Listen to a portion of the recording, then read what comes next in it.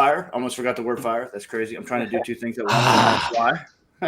As always, we've got our token firefighter for some reason on here. I'm surprised he shows Dumpster back. fire. I really am.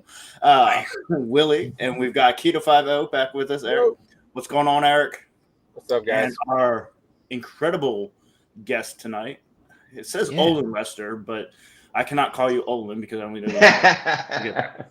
That's right. That's right. You call me whatever. I'll answer to it. You know that. We have Mark Lester. Mark has an unbelievable, not just one story, not just two stories, but a whole career of stories. We went through the academy together, so we're going to leave all academy stories out of this. We don't have time for them. I'm sorry. I would like to, but we don't have time. So yeah, those aren't fun anymore. Anyway. Yeah, I leave you out of it. You leave me out of it. And everybody's happy.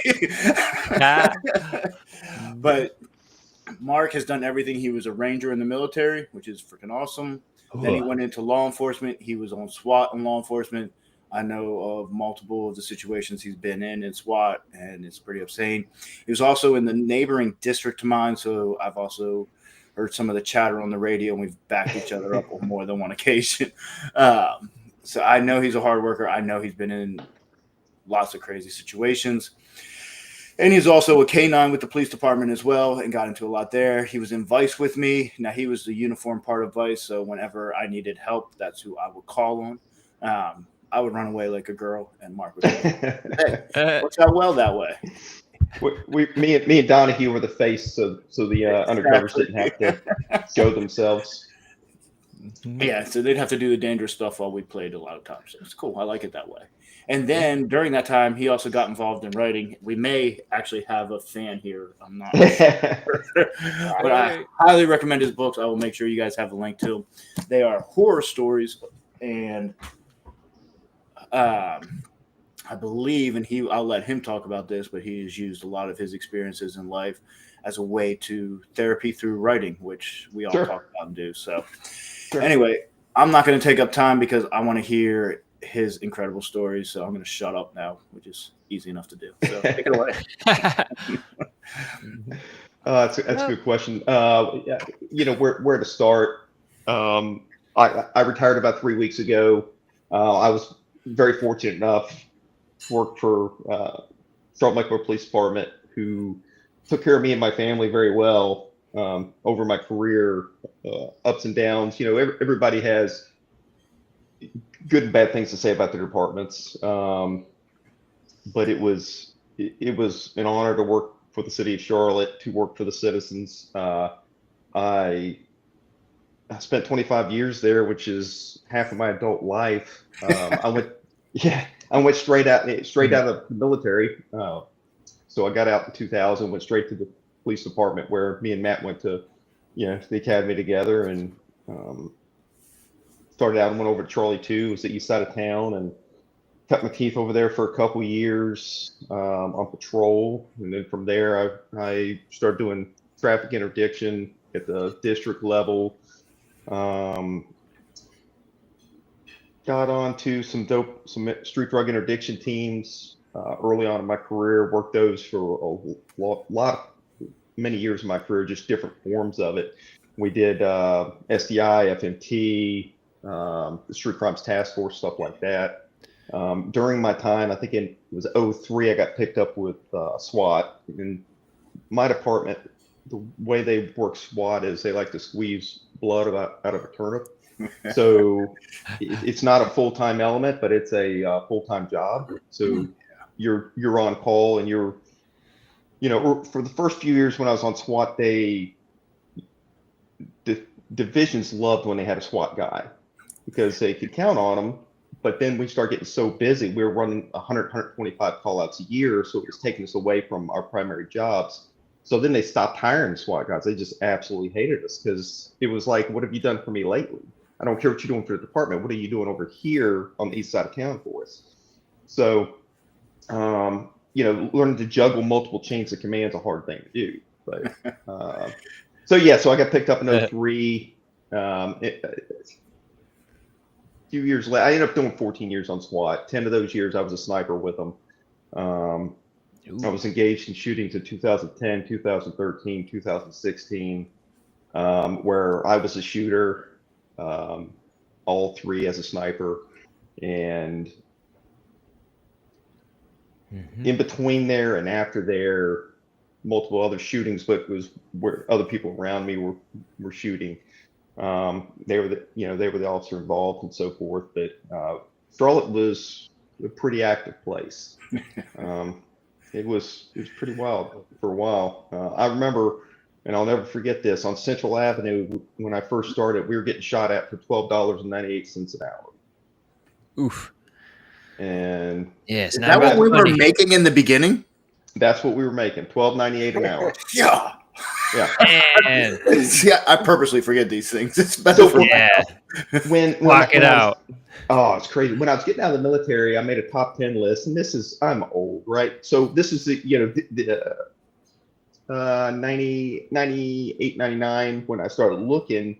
Got out in 2000, so yeah, 99. Internet's real infant. Not a lot of police departments had websites, but the ones that did, I made a top 10 list. I didn't give a shit where I went, right?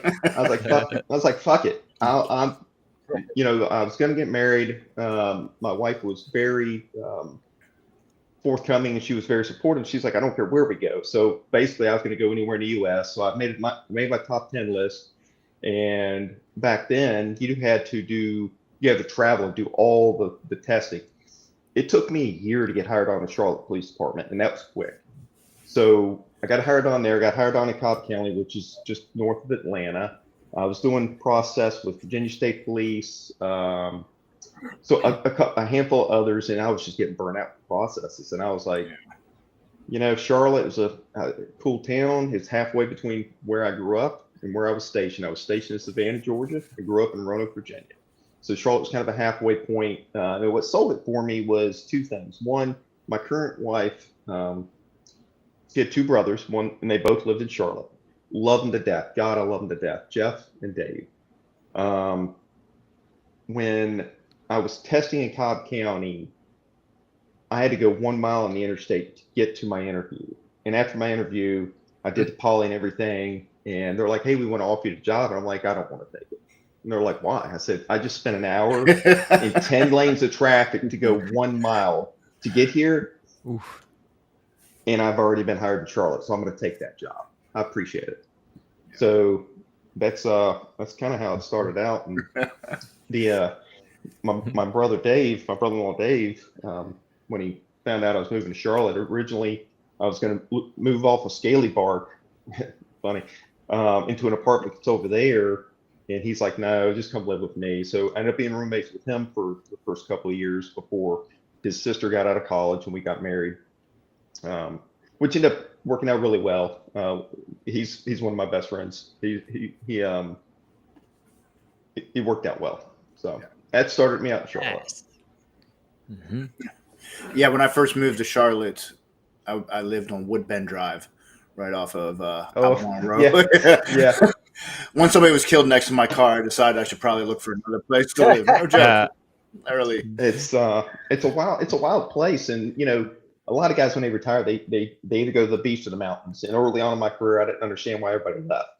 And then deep in my career, I really understood that it's 1 million people in Charlotte, right? It's a lot of people. And every intersection you go to, especially everything I've done, it's just going to remind you of say, I worked on hits for a while, right? So I was pulling bodies out of cars, reconstructing these accidents. And it's like, I don't want to be reminded of all the dead bodies of every intersection, of every homicide, of every shooting I've been involved in, of every jump and run.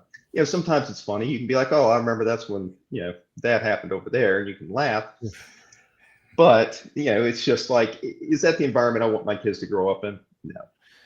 Yeah. And you only laugh when you can't cry. So that's right.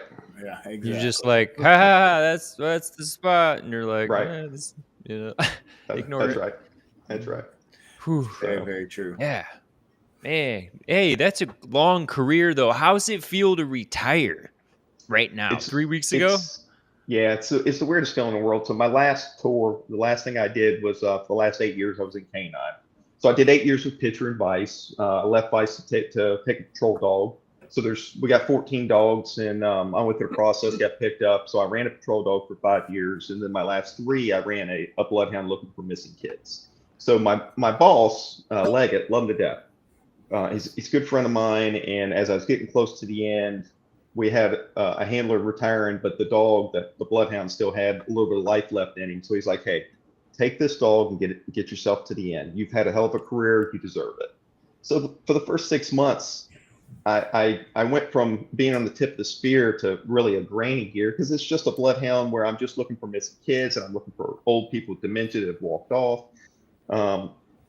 So it took me about 6 months to assimilate to that. But once I did, I realized it was the best thing I've done in my career, because it got me ready for retirement. Yeah. It got me ready to go out the door. As I see a lot of my friends, they go out the door and they're not ready. They can't give it up.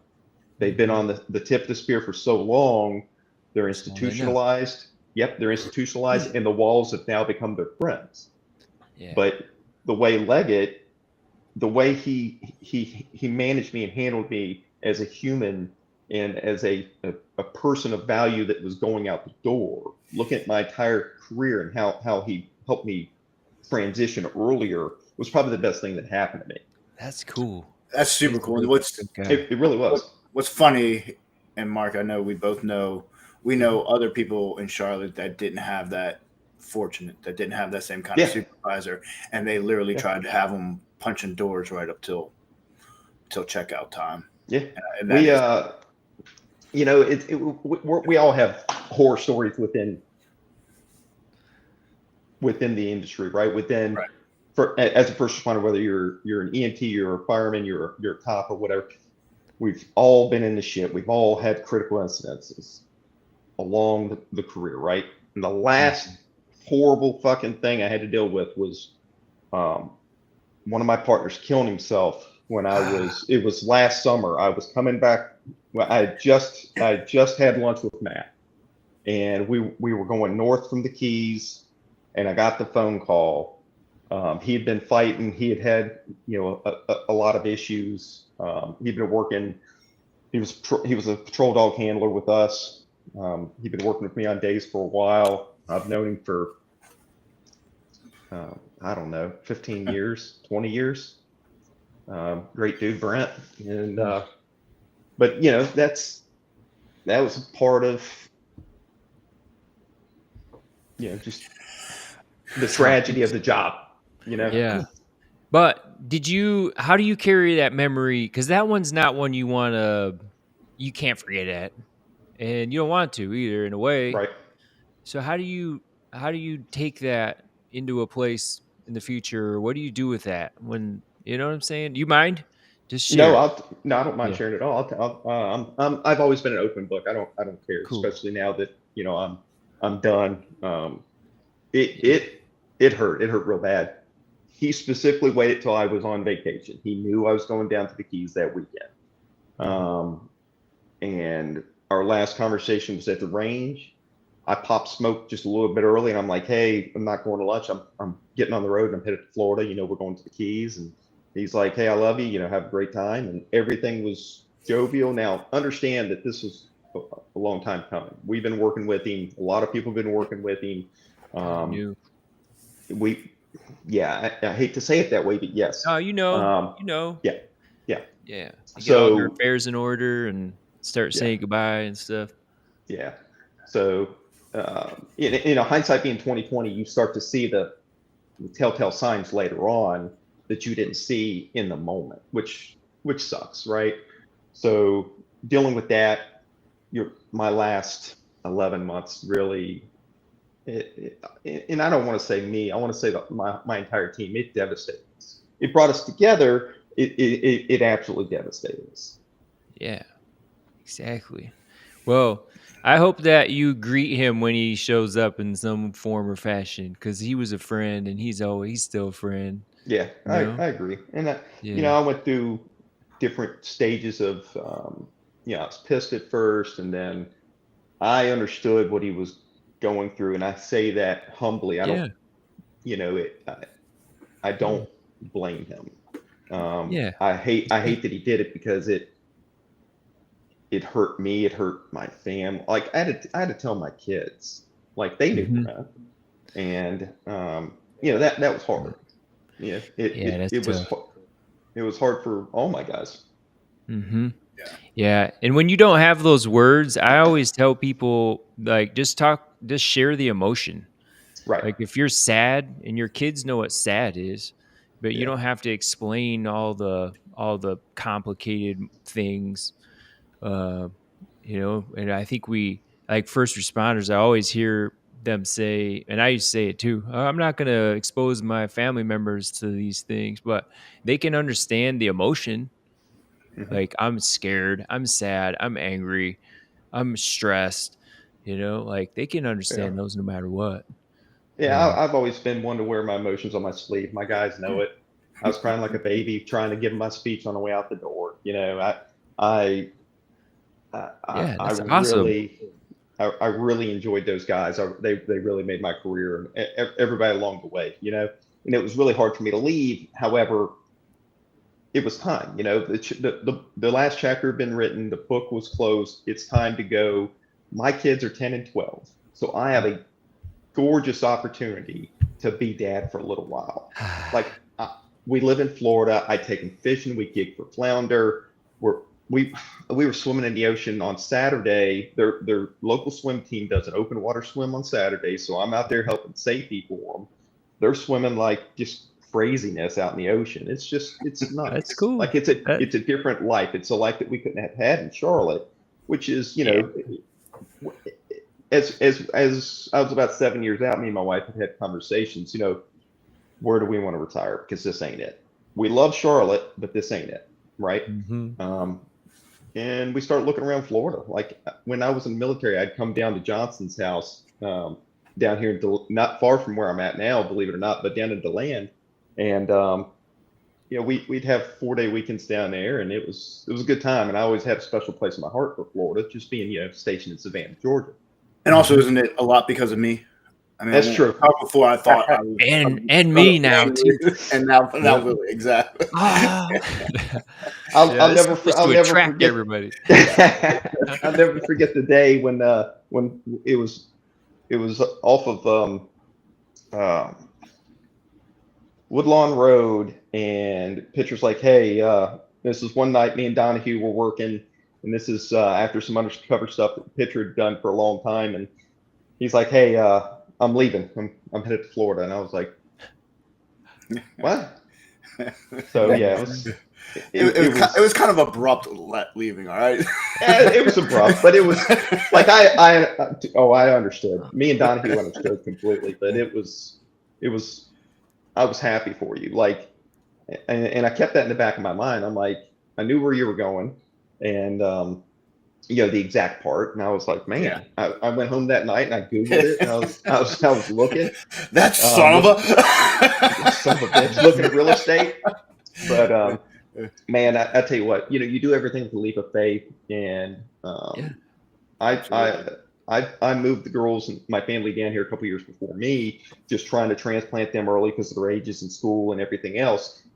And you always have a leap of faith, but it has been one of the best decisions we could have made as a family. Awesome. And they're thriving, and every mile I drove was worth it. Every day I missed was worth it. As a dad, you make sacrifices for your family, for your kids, and everything that I went through in order to facilitate this was worth it. My wife made sacrifices with me not being here, and she worked her ass off to keep these girls in line and have them in school and doing all their activities. And they swim like crazy. Their team fluid down here, their coaches are selfless. They give them such a good life, and it's humbling. It's nice. So that's the other thing that has impressed me watching. Obviously you and I keep tabs on each other on social media quite a bit. And I think this is such a big part. And I think it's part of what's probably helping you with retirement. You were doing it beforehand, but just diving into family. I mean, like now's that time, now it's time to make up for lost time. And I mean, you did it the best you could while you were even working. Like, every time you get down to Florida, you were there. Yeah. But like, every time your kids are out, like you said, I mean, they're in the water nonstop. Yeah. And that's awesome. Robeson is asking where you're at in Florida. I do not let him know. That's just a bad thing. Apparently Duff was down here. I love both those guys. Yeah. Yeah. Well, you know, Matt, when you remember my first wife, and she died of cancer in '09, and it gave me a realization of time, right? I'd spent so much time on SWAT, being operational and everything, and putting the department first. And there was times where I can't get back with her, right? Yeah. So I said to myself, in the future, I won't do that. Like I'll change, literally. So what I've tried to do with my kids and my wife is rearrange my priorities, right? So, like when my guys ask me, so what are you gonna do in retirement? Yeah, I write books. I'll tell you that story in a few minutes. But we're gonna get to that for sure. We're getting to that. We're gonna talk all about Dan Malay. But I want to enrich my kids' lives, right? And I can do it a lot of different ways. I can tell you that they know when I'm not here. They knew when I wasn't here. They know when I work late, when all the years of 16, 18-hour days. They remember that. Yeah. Now they get to remember something new. Yes. Dad's there. Yes. So my buddy down here, Will, he calls me Disney Dad because when I come in town, I'm doing the fun stuff. And now I'm home all the time, and we just constantly do adventures. I take him out on the water. Yeah. Uncle Dave has a boat. We go out on the boat. We go to islands. We go fishing. We do a lot of things down here, and it's nice. And one thing that I did with my buddy Stu, my dad, when I was growing up, is going to see movies, and I take them to all types of movies. Oh, that's super cool. I took them to go see 28 Years Later the other day. I apologize for that. It was great, but 10 minutes in, I was like looking at my 10 and 12-year-old. I was like, wait, what movie? Why am I not? These young bucks don't know, man. These young bucks don't know. It's zombie flick. Oh, is that with Mark Renner? With Renner in that 28 days, or is it? So it's a trilogy. The first one is 28 days later, then 28 months later, and the new one that's out 28 years later. Gotcha. And it's brutal. It's gory. and I looked at my kids and I was like, no kidding. 28 years later.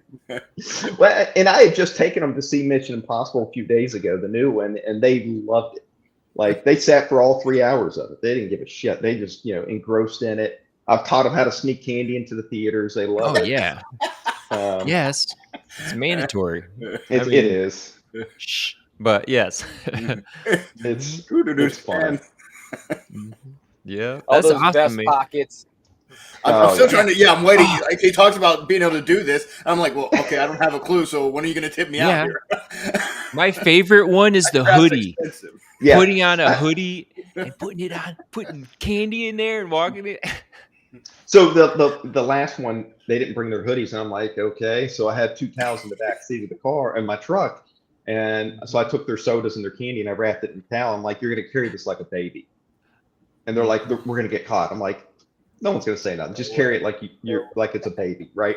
And they carried it, both of them in, like it's really a blanket. Oh, just blanket. Yeah. Your like kid has a baby. 4 drinks. And right. Yeah, I need this blanket because it's gonna be cold in the theater, Yeah. and they're like, this ain't gonna work, and I had to tell them to shut up the whole way to the door. Jason like, just stop calling me out for not knowing the movie. Apparently, I'm behind.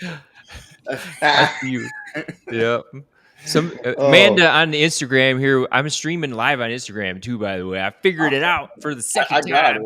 But Amanda, she was just talking about she used to hide Mexican food into the movies. So like we used to take beer in backpacks back in Savannah. You guys have got this at a whole new level. Florida has a band, right? In the military, we did all types of things. We were extremely poor back then. Like if they didn't give us a place to live and food, we would have starved to death. I mean, that's just how it is. I think I made like $12,000 a year in the military. Now, I had a great time, and I went all over the world, every third world country you can imagine. But when CC's had $2.99 buffet, we're like, we got to scrape together some coins, like literally scraping coins together, trying to figure it out. But yep.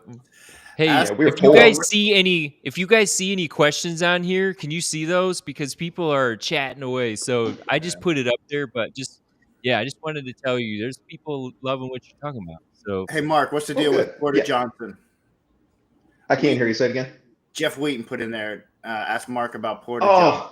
God, I love Wheaton. So every when I go on runs, if it gets hot and I got to take a crap and I stop at a Porta John, him and my buddy Jeremy Brown, I'll send them photos of my feet at the bottom of the Porta John while I'm taking a shit. That's just the cop humor. That's I love worst Jeff. It comes up out of the thing, and you're like, "Come on, man! Like, really?" Well, down here in Florida, I'm like, there better not be anything in there. There better not be anything. Yeah, see, you always got to worry about that. That's not right. Not a gimme at all.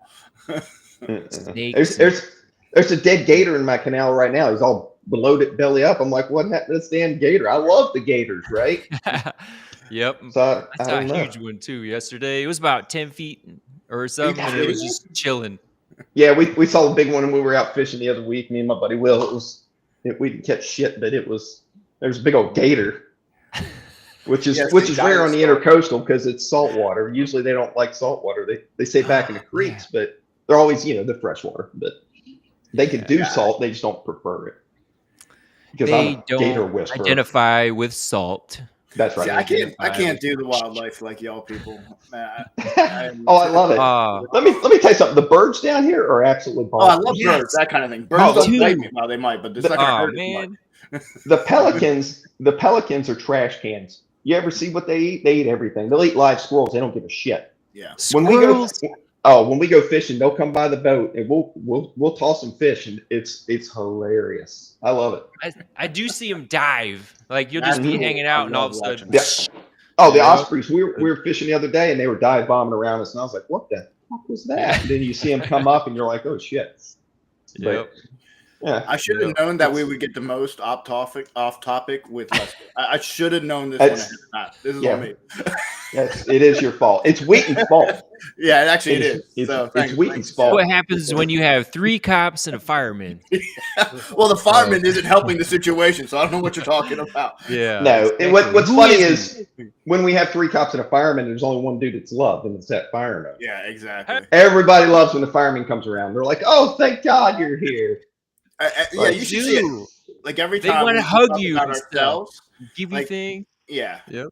Anytime we do stuff about ourselves, it's really all the attention. The rest of us, whatever. Oh, you got shot at? That must suck. Oh, Willie, I feel so bad for you. Right.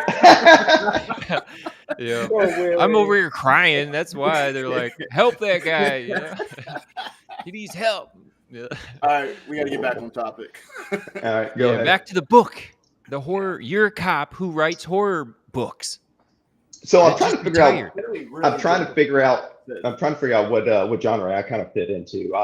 So I'll tell you my story as I started out. In 2016, a good friend of mine, Emily, love her to death. She comes to me. She's a canine handler. She says, "Hey, there's a guy on the west side of town. Works for the department. He works dope. Just like me, right? I work on the east side, work dope. He works dope on the west side." And his name's Dan Mollet. Dan Mollet. DJ Mollet is his name he writes under. And he had a series called The Remaining Series. It's a military apocalyptic series. It's zombie, but it's not zombie. Like it is, but it's very light on it. Like it's not gory like your 28 Days Later. So it's a military style of zombie. So I read he had 3 or 4 books out at the time in that series. So I read them, and it literally, I know this sounds corny, but it changed my life. It was just different. It was engrossing. It was good. I never knew Dan at the time, but what it did was it planted a seed in my head. I got to a shooting at some point during that time period where I was reading that series. That shooting was an interesting one because they went back out and recreated it with the district attorney to look through my scope and see what I saw. So it was kind of interesting. But anyways, so I read these books and it put the seed in my head. It's like, well, if he can do it, and I've always been the guy of, goal setting. Like I like to set goals and achieve them. And in my heart, I can do anything I set my mind to. Yeah. I didn't know anything about writing. I mean, I'm half retarded, and all my friends will tell you that. But I literally sat down and tried to figure it out. And I did. Into my first book, I sat down in 2018, and I wrote it. It took me 18 months. I finished it in 2018. It took me 18 months. It's called The Missing. I thought it was a great book. It's kind of a psychological thriller. It's got sci-fi in it. And I sat down and wrote a second book. And in the series is called After Death, right? So it's a little bit longer. It took me about 6 months to write. Okay, so I'm getting better at writing, or at least time-wise. I'm getting a lot of feedback. I'm realizing where I suck. I'm realizing how to understand story structure better. And I link up with some rangers that are writers. And Manuel Carrion, great friend of mine. Still, we're writing together to this day. Link up with him, and he starts really helping me with story structure and understanding character structure as well, character arcs. Dan Millay, I reach out to him, and I sent him a little bit of stuff. He gave me some feedback, and it was helpful. I appreciated everything those guys have done for me. So I wrote another book, and then another one. And with every subsequent book, I started getting better, and my story started getting better. My timing was better, and I started learning more about commercial fiction, right? So where I was kind of genre hopping within a story, now I've understood, hey, here's the tropes of the genre specific, and let's stay within the tropes, right? So currently, I've wrote military sci-fi, I've wrote psychological thrillers, I've wrote horror. Some short stories. I am trying to kind of figure out where I'm at. I've got a 4-book series that's done and dusted. That's sitting on a shelf right now, waiting on a Wicked House Publishing. They're going to publish that in spring of 26. So that's post-apocalyptic. Now that's cool because it's post-apocalyptic. But what I did was, my father-in-law's name is Glenn, right? And he before he moved down to Florida, he was living in a like 55 plus community. He's like, hey, why don't you come one night and go to a Manhattan Club meeting with me? I'm like, what the fuck's a Manhattan Club? He's like, just come. So I go. So I literally walk in this place, and it's a bunch of old codgers who I love to death. There's about 12 of them, and they range anywhere from 55 to 80 some years old.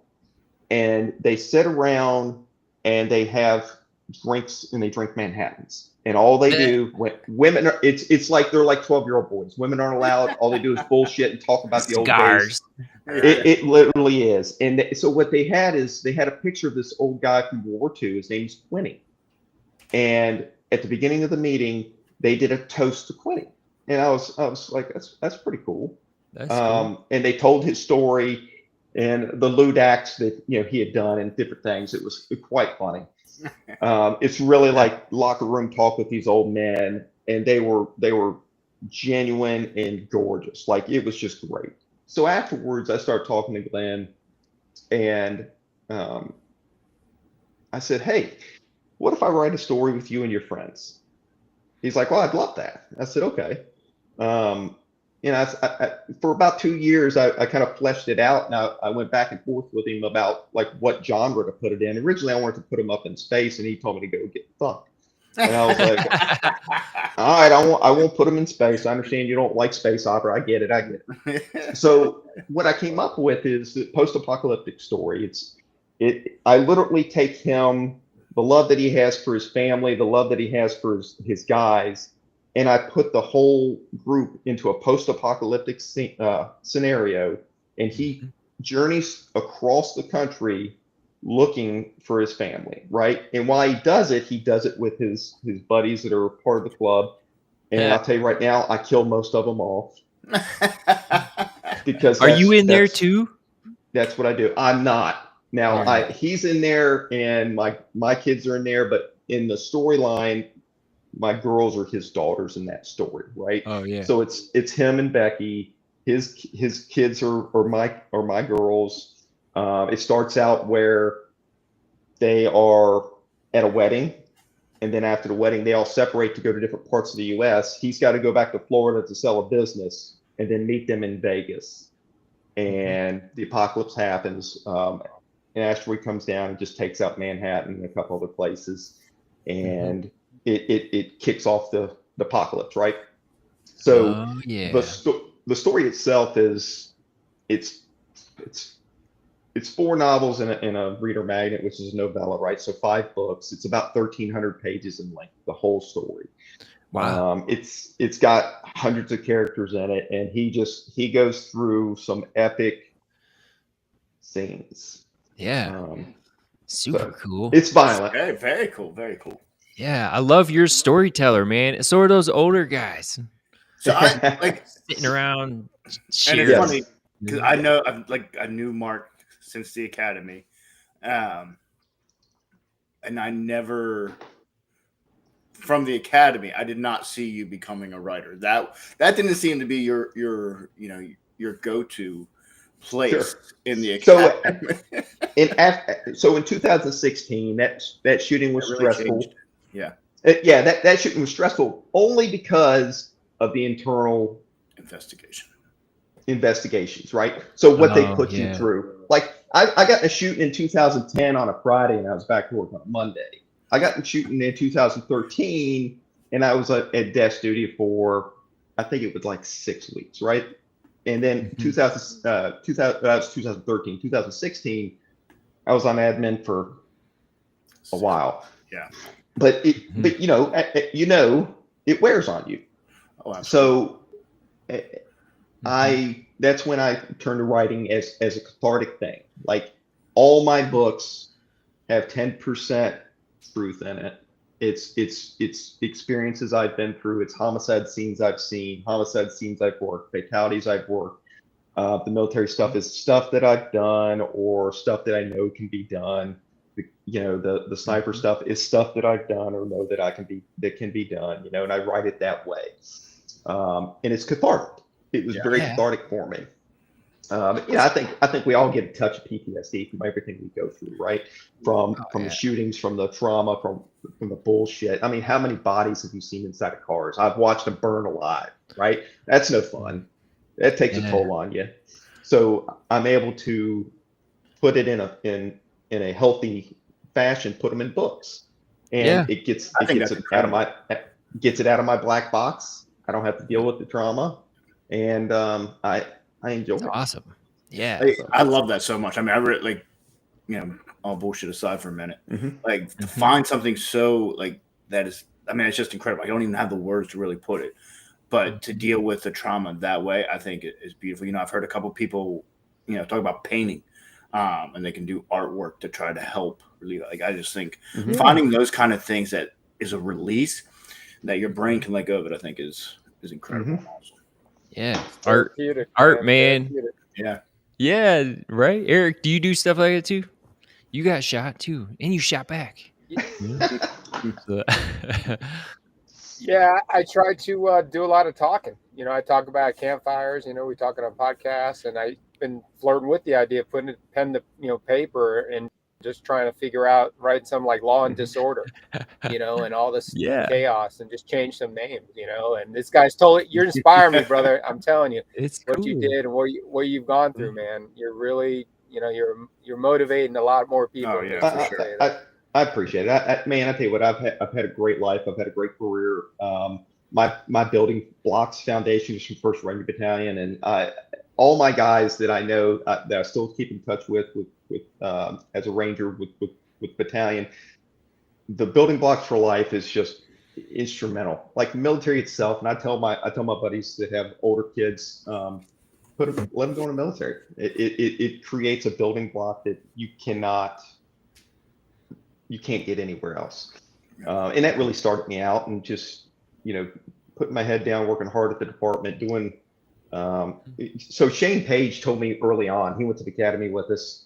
He subsequently got shot, not in the foot. He got shot in the gut, but love him to death. But Shane told me early on in my career, he's like, don't let them pigeonhole you into just being the DWI cop or just being the dope cop. So I took that to heart, and I tried to diversify myself a lot. And in that aspect, I was able to do, fatalities. I was able to do dope work. I was able to do canine. I was able to go to fights. I was able to do SWAT. I literally, as a little boy, had these dreams, and I lived that life, and it was great. Yeah, that's awesome. Yeah. And you're creating something from arguably nothing, like you're taking loss, tragedy, all the grief and all the craziness, all the fun parts too, and you're creating something from it.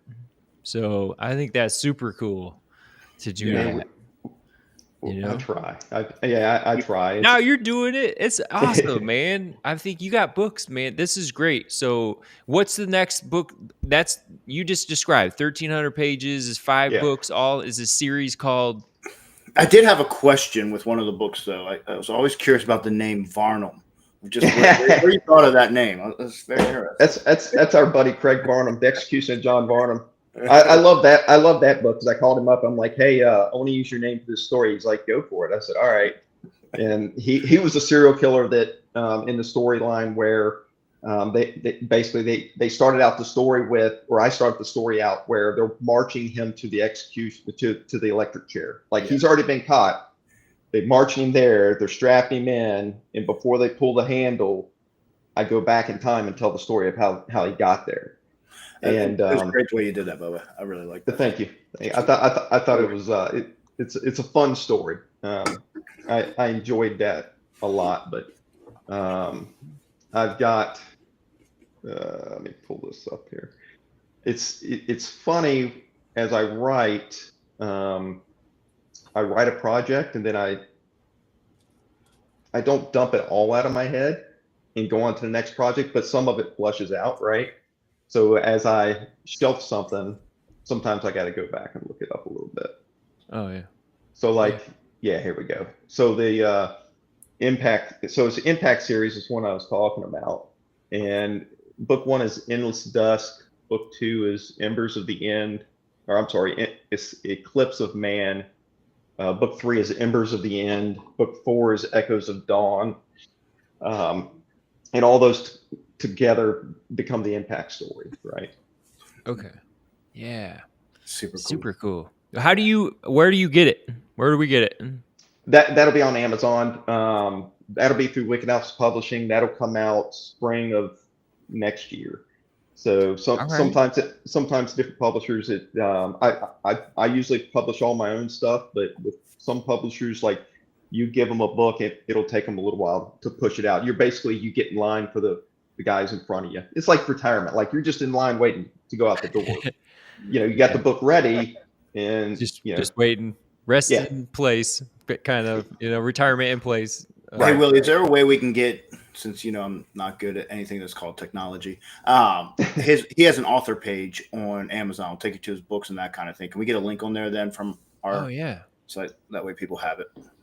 Yeah. So yeah, totally. Let's see. On Wicked House Publishing, you said? If you just go to Amazon, you type in Olin Lester books, you're going to find me. I can send you a link there, Willie, so you have it if you can be smarter. Found it right here. Olin Lester books. Okay. So my first name, I'll throw this out there. My first name's Olin, my middle name's Mark, right? And I go by Mark or I go by Lester. And everybody knows me by those. But I write under Olin Lester because that's also my dad's name, right? His name was Olin Alvire. And as a tip of the cap to him, I write under that name. Very cool. Oh, yeah. So I wondered. So I'm glad you said that because I was curious why you went back to that. I thought it was just to confuse me because that's. Nah, it was just to honor him. It's just the least I could do. Very cool. Hey, there's a thing called narrative therapy. And I mean you're doing it. So, but it's where you write out, essentially what's happened, and there's multiple ways to do it. Strategies, but a lot of clients like doing that, being able to tell their story. Right. So what do you tell somebody when they're like, oh shit, I don't know what to say, but I want to start writing, what do people do? What would you do if you did this over again?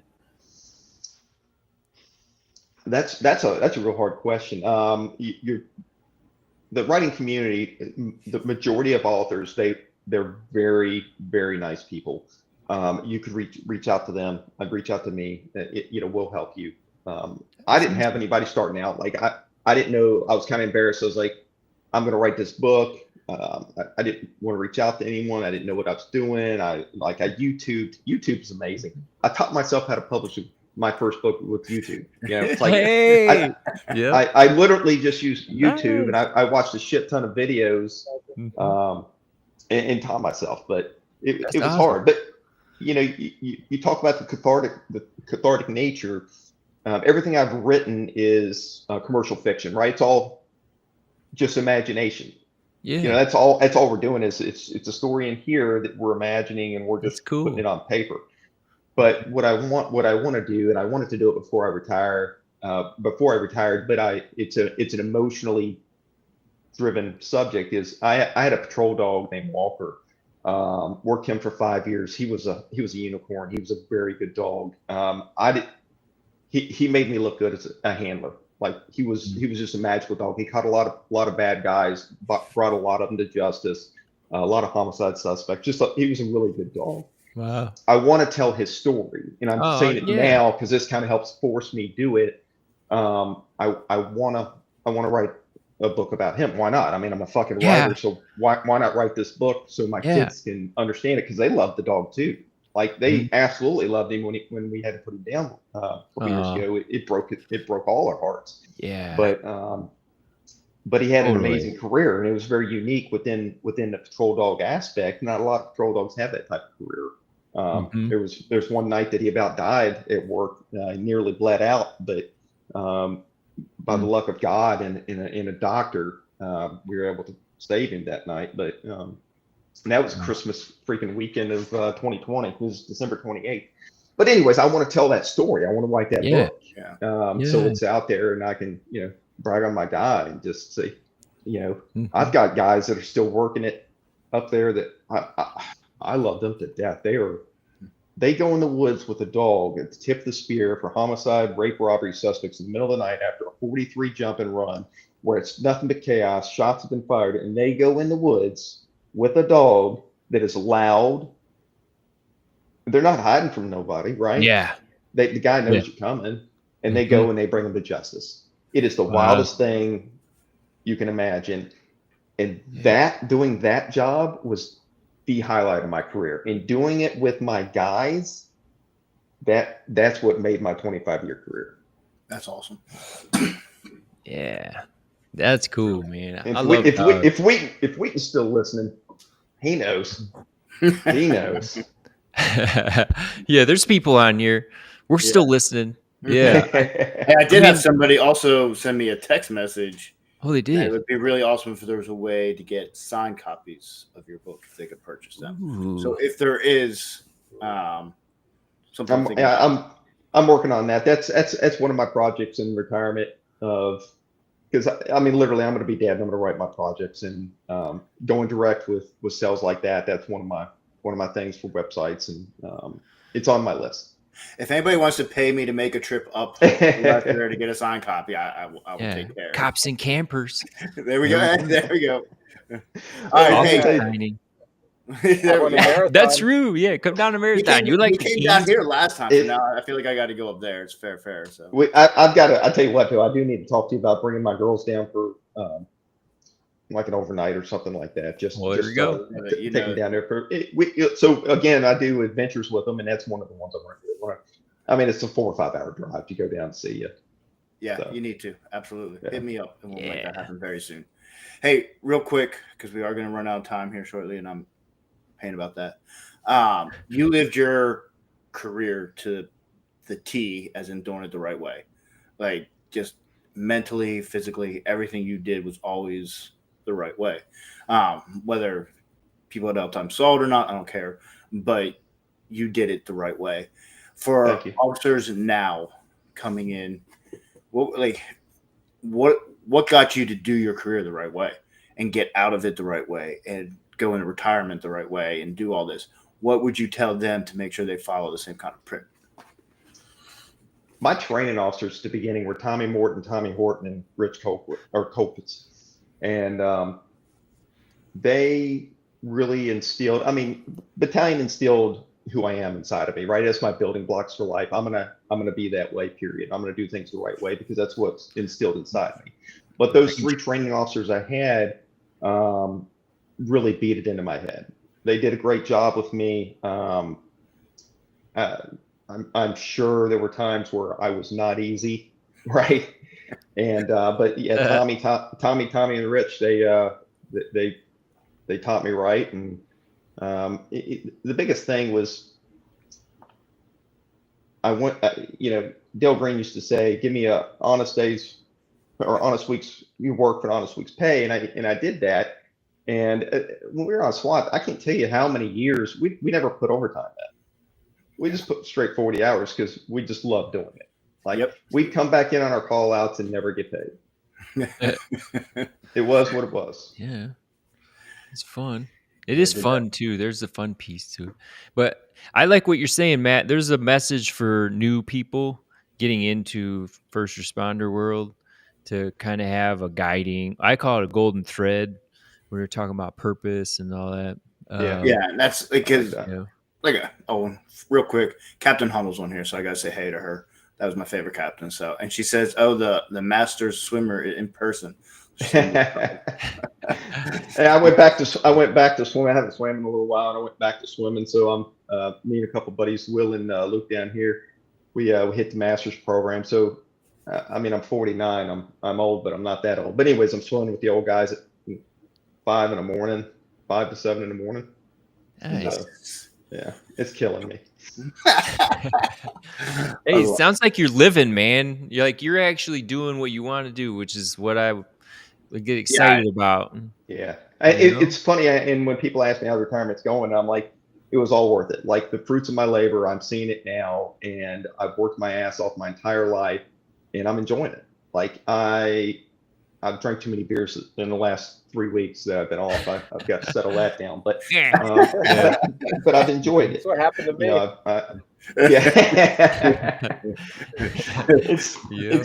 It's nice. I get to spend it with family. The first week I was off. The first week I was retired, my wife took the week off, so we just did family stuff, and it was a lot of fun. Yeah, that's beautiful. That's super good, man.